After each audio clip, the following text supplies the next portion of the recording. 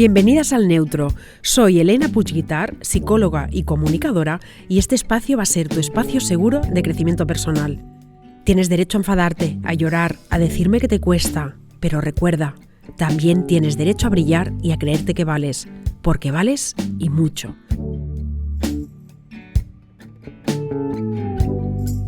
Vamos a sacarle brillo a la vida.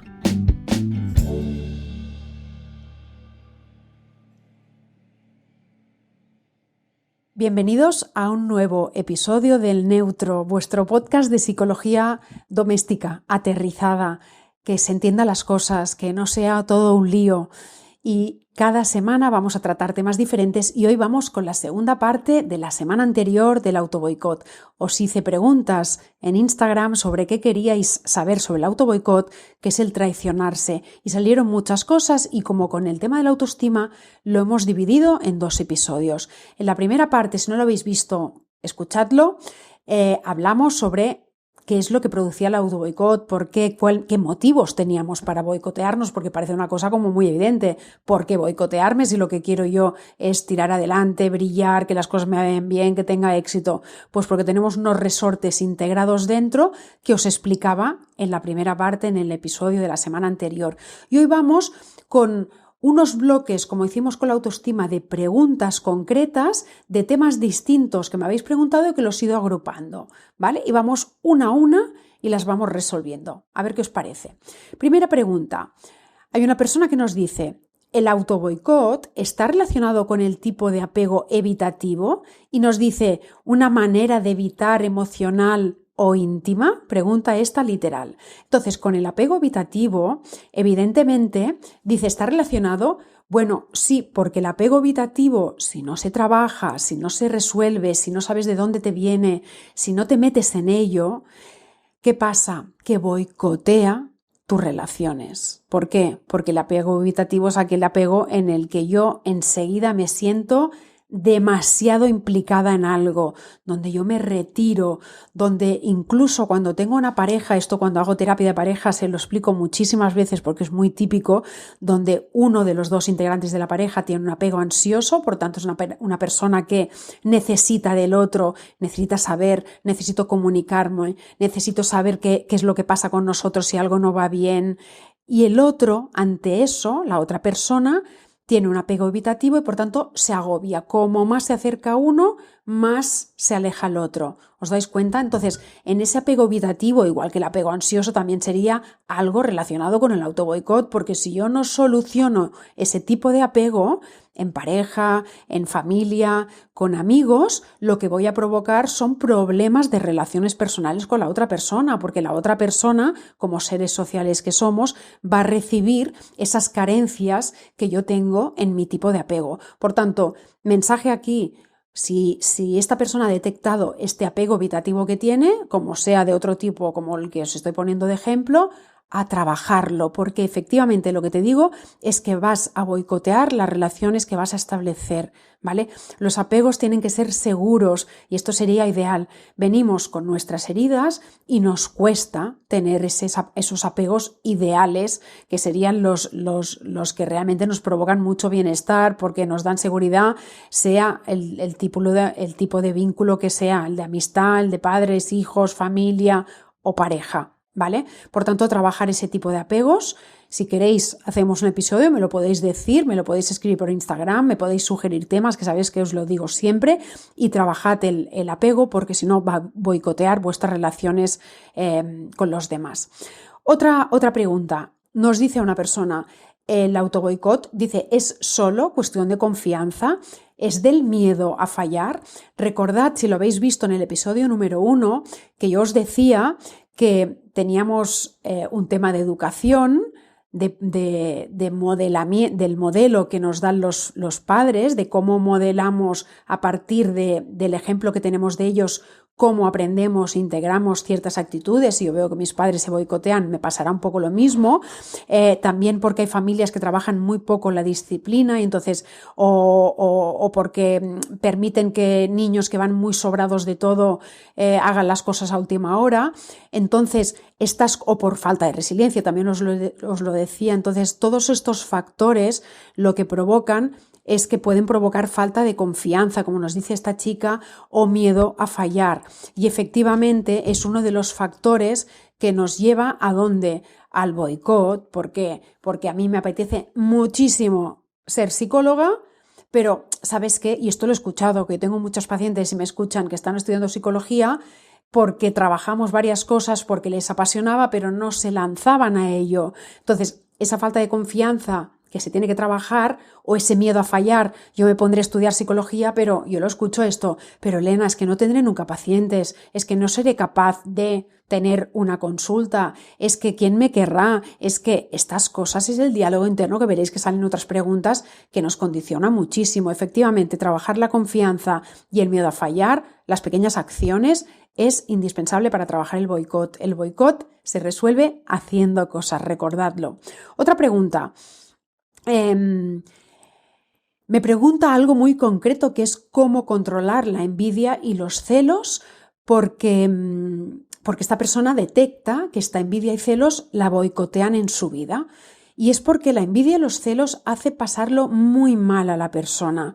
Esa persona no tiene esa actitud porque le gusta, porque precisamente sufren muchísimo con los celos. Cuando los celos son ya a un nivel que impide una vida normal, esas personas lo pasan muy mal, porque además los celos acaban rompiendo las parejas, porque yo tengo tanto miedo que el otro me engaña y tengo tantas historias dentro de mi cabeza que me dan pruebas que a mí me parecen absolutamente reales y son todas falsas, de que esa persona me engaña, que está hablando, la veo en el teléfono y ya me monto una película, que entonces hago la vida tan imposible a esa persona, la presiono tanto, se da cuenta que le tengo tan poca confianza, que esa persona poco a poco empieza a esconderme cosas, porque cada cosa es un follón y es una historia nueva. Yo en mi relato digo, claro, me lo esconde porque en realidad hay algo malo, cuando no, lo está escondiendo para evitar problemas en la pareja, y entonces eso lleva a más desconfianza en la pareja y normalmente acaba rompiéndose si no hay un trabajo personal muy, muy serio. Entonces, cuando me dice el cómo controlar la envidia y los celos, de verdad que cuando los celos tienen un nivel muy alto es uno de los trabajos más complicados que hay. Yo os lo digo, yo al menos lo percibo así cuando trabajo con pacientes que lo sufren, pero tenemos que trabajar un tema de autoestima, tenemos que trabajar las heridas infantiles que lleva a esa persona a sentirse tan profundamente insegura y con tanto miedo a perder a alguien que quiere, ¿no?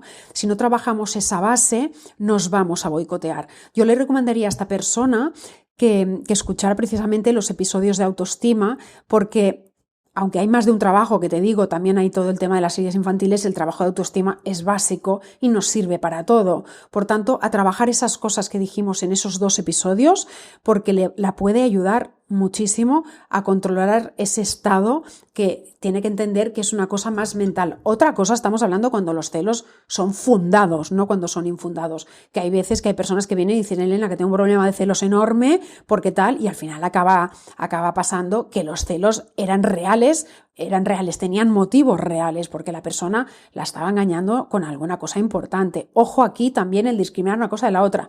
No os creáis ya de por sí a la primera que tenéis celos y que sois celosos o celosas. Tiene que haber, y por eso es tan importante tener un acompañamiento, porque a veces los profesionales lo vemos con mucha más claridad, ¿vale?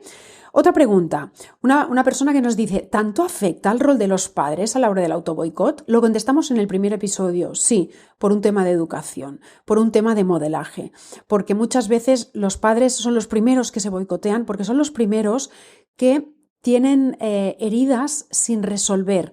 Vamos a hacer como un añadido a estos 2 episodios, que será un pequeño resumen de mi libro, y allí veréis qué sale. De padres con heridas sin resolver salen hijos con heridas que vete a saber si lo resuelven o no, ¿vale? Entonces, el ejemplo de los padres, sea por educación, porque lo han hecho lo mejor que sabían, pero hay cosas que no les han salido bien, la falta de disciplina, la educación, la falta de resiliencia, esas cosas, o sea, porque llevan heridas, afecta muchísimo a la hora del autoboicot. Otra pregunta, cuando la mente te atrapa con tus pensamientos, ¿qué herramientas podemos utilizar? Y una persona dice, ¿cómo parar el diálogo interno? ¿Cómo controlar la vocecita, no? Gran temazo. Otra vez el autoboicot se manifiesta con esa emisora de radio que tenemos siempre encendida aquí, ¿no? Y dale, y dale, y dale, y dale, dale. Claro, si yo estoy todo el día con una emisora concreta encendida, una emisora real, concreta, me acabaré integrando porque acabaré creyéndome el discurso predominante de esa emisora de radio, ¿no? Pues pasa un poco lo mismo. Lo primero, en mi libro hay un ejercicio que para mí es esencial, que es de psicología cognitiva, que es detectar pensamientos que causan emociones y nos llevan a determinadas acciones. Soy muy pesada con este ejercicio porque es brutal para mí y es poner pensamientos alternativos. Y entonces ante eso, cosas como no, ahora no, stop con este pensamiento, frases que tengas, lo que yo digo, pequeños mantras que te digan, no, ahora no voy a pensar eso. Si vuelvo otra vez a decirle que no voy a pensar eso, girar el foco, distráete con algo que tengas a mano. Si estás muy con algo que te está provocando mucho malestar, una playlist. Yo a mis pacientes les hago tener una playlist que se llama Rescate para que puedan trabajarla, para que en ese momento son esas músicas que te suben el mood enseguida, ¿no? Entonces, escribir ese pensamiento. Hay muchas técnicas relacionadas con eso, pero el tema del pensamiento alternativo es muy potente y el darte una instrucción de no, esto ahora no, de momento no voy a pensarlo, lo pensaré en 3 horas, esto también funciona. Nos dice una persona si el autoboicot produce confirmación, y entiendo que cuando dice confirmación, y lo digo aquí, creo que dice la validación externa, nos pregunta si esto pasa por un trauma concreto o por la mezcla de varios. Y yo le contestaría que pueden ser las dos cosas. Muchas veces preguntamos, ¿es esto o es esto? Y la respuesta muchas veces es sí, son las dos cosas, ¿no? Depende de la persona. Habrá personas que es por un trauma concreto, porque tiene algo muy concreto en su biografía que le lleva a la duda, a la falta de confianza, por ejemplo. Os pongo un ejemplo muy tonto que a veces pongo en Instagram para que lo entendáis. Si yo veo a mi padre salir llorando de la habitación y le digo, papá, ¿qué te pasa? Y me dice, nada, que estaba aquí cortando una cebolla, por ejemplo, el niño lo que dice es, a ver, yo acabo de ver a mi padre súper triste y me niega la realidad. Por ejemplo, estos son pequeños traumas, de estos traumas pequeños, que es la negación constante de la realidad, ¿vale? Que muchas veces se hace para proteger al niño, pero que no tiene el objetivo, no consigue lo que quería porque inocula la duda. Si yo constantemente en casa pasan cosas y esas cosas, por ejemplo, padres que se pelean muchísimo y al cabo de 2 días aquí no ha pasado nada, no se habla nada, yo tengo unas dudas terribles sobre lo que son las emociones, si las puedo expresar o no, sobre si lo que leo en mi realidad es válido o no es válido y lleva mucha confusión. Entonces, esto, por ejemplo, sería una persona que tiene esa necesidad de validación externa. Este, por ejemplo, sería uno de los temas. Una herida de abandono o de rechazo infantil claramente te llevaría muchísima inseguridad, por tanto también necesitaríamos esa confirmación o esa validación externa. Vamos con el resto de preguntas, que tenemos todavía bastantes. Nos dice, ¿por qué continúo boicoteándome si sé que lo hago y no es bueno para mí? Fijaros, otra persona, al darte cuenta, ¿qué hacer para cambiar el chip? Y otra persona, las he agrupado estas 3, cómo frenarlo, lo veo venir y no separarlo. Aquí os quiero mencionar algo importante, que es algo de identidad. Pensad que es algo que está dentro vuestro muy estructurado, porque si tenéis este interés en saber lo del boicot es porque lo sufrís. Hay un tema que es importante, que es lo sufro y no me doy cuenta, poca conciencia. Lo sufro y ya empiezo a darme cuenta, he elevado el nivel de conciencia. Último nivel, lo sufro, me doy cuenta y empiezo a hacer pequeñas cosas para cambiarlo. Perfecto, esa acción quiere decir que hay mucha conciencia de que se necesita un cambio. Y a esto se refieren estas personas. ¿Qué hacer? Pequeñas acciones, pequeñas cosas. Os lo decía en el episodio número 1, lista. ¿Qué es lo que deseo? ¿Cuáles son mis necesidades? Si yo sé, por ejemplo, estoy pensando en una persona que por un tema de salud le han dicho que tiene que empezar a hacer ejercicios de fuerza y le aburren solemnemente, lo tengo que hacer por disciplina. Pues empiezo un día a la semana, cojo un sitio donde tenga que ir porque yo en casa no soy capaz. Vale, pues me busco un sitio, dedico un dinero a hacer eso y lo dejo de hacer de tomarme 2 cervezas el fin de semana o lo que sea y voy cogiendo de aquí y de allí porque para mí esto es prioritario, es muy importante, ¿de acuerdo? Por tanto, pequeñas acciones que me acerquen hoy, mañana, la semana que viene a lo que yo deseo. Es una forma de parar el autoboicot. Otra persona nos dice formas de boicotearnos cuando tenemos la oportunidad de empezar una relación de pareja.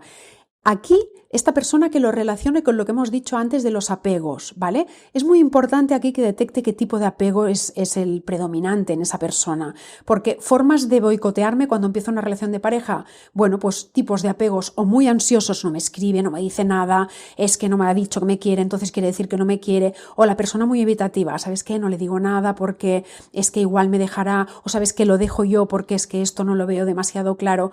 Todo eso boicotean los inicios de pareja. Como más trabajes tu autoestima, tu confianza, el yo puedo, más segura estarás cuando empieces una relación. Una relación tienes que pensar que tienes que mostrarte tal como eres, porque lo que tiene que comprar el otro o la otra persona es a ti misma, no una ficción de ti misma. Por tanto, seguridad, me presento tal como soy y si esto tira adelante es porque yo soy como soy y la otra persona es como es, ¿vale? Otra persona nos dice cuál es la zona de confort del boicot y de qué nos protege. Volvemos al tema de identidad. La zona de confort, ¿cuál es? Si a mí me cuesta esta persona empezar ejercicio de fuerza porque me aburre solemnemente, la zona de confort es me quedo en casa. No hago el esfuerzo. Recordad lo de sostener la incomodidad, ¿vale? El autoboicot o lo que provocará es que tengáis que salir allí fuera de esa zona de confort, sea porque tengo que aprender inglés porque lo llevo atrasado desde hace 1000 años, sea por este ejercicio de fuerza, sea porque quiero cambiar de trabajo y tengo que empezar a buscar todo. Esto es incómodo, terriblemente incómodo. ¿De qué me protege? ¿Cuál es la zona de confort? Salir allí fuera a hacer pequeñas acciones, ¿vale? ¿Cuándo detectar cuando tu cerebro te está engañando para que no hagas algo que sabes perfectamente que te hace bien por el malestar? Porque te provoca malestar. ¿Cómo detectarlo? Cuando esta persona dice tu cerebro es tu ego, tu identidad, pues dice, total, no vayas a hacer fuerza porque esto es una pérdida de tiempo, porque solo es un día a la semana. No, pero se empieza un día a la semana y después serán 2 y después serán 3 porque verás resultados. ¿Os dais cuenta? 2 últimas preguntas. Cuando eres consciente de lo que vales, te respetas, pero tienes altibajos, recaes y dudas, ¿qué hacer? ¿Volver al inicio? Pequeña acción. Igual esta persona ya estaba on fire, se sentía súper bien, pero se da cuenta de que le está costando otra vez. Nada, volver a empezar ese primer peldaño de esa escalera que significa salirme con la mía y hacer las cosas que a mí me gustan. Y última pregunta, ¿se puede llegar a eliminar de mi vida? Y aquí os digo, por favor, relativizar y normalizar. No le elimino, no pasa nada, yo lo voy trabajando, esto ya, se trata de esto. Esto es lo más importante, que tú lo estés trabajando. Recordad lo que os digo en mi libro, el trabajo de crecimiento personal es un trabajo de vida, que tú puedes tener muy dominado algo que te ha costado mucho en la vida y al cabo de 10 años te vuelves a encontrar con algo similar. Pues lo volvemos a trabajar. No tenemos que pensar que esto es un título, que me aprueban, me dan los créditos, me dan el título y ya está. No, esto es un trabajo de vida, de poco a poco. Recaigo. No lo consigo nunca dominar del todo. Ya llegará el momento en que voy sintiendo ese bienestar y que soy capaz de entender que tengo recaídas y que eso forma parte del vivir. Y nada, os haré un pequeño resumen de todo esto, espero que os haya gustado. Nos vemos el próximo día, la próxima semana con otro episodio y recordad, si os ha gustado, las estrellitas para que esto corra y avance. Gracias por estar aquí.